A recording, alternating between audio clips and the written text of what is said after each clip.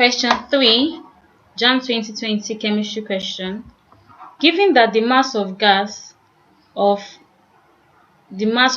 occupies 1 dm cube at 300 Kelvin, at what temperature will its volume be doubled, keeping the pressure constant?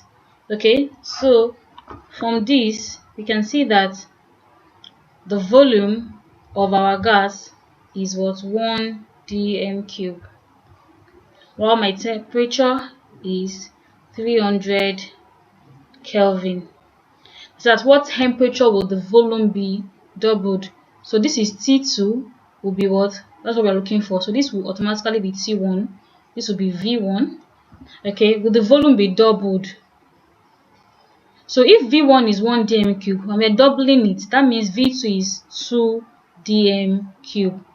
Okay, so we have V1, T1, V2. We're looking for T2. Which gas law combines this? It's Charles' law. We know that Charles' law states that the volume of a fixed mass of gas is directly proportional to the temperature, provided pressure is kept constant. So that means the formula for Charles' law is V1 over T1 equals to V2 over T2. So when we're looking for T2, so V1 is what? 1 dm cube, right? But you know we have to convert that to cm cube. So that is 1000 cm cube. You know 1 dm cube is the same thing as 1000 cm cube. All over T1, 300 Kelvin, equals to V2 is what? 2000 cm cube, all over T2.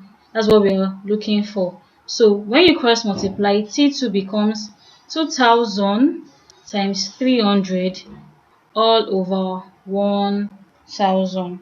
So T2 here gives us 600 Kelvin. So the answer for option 3 is B, 600 Kelvin.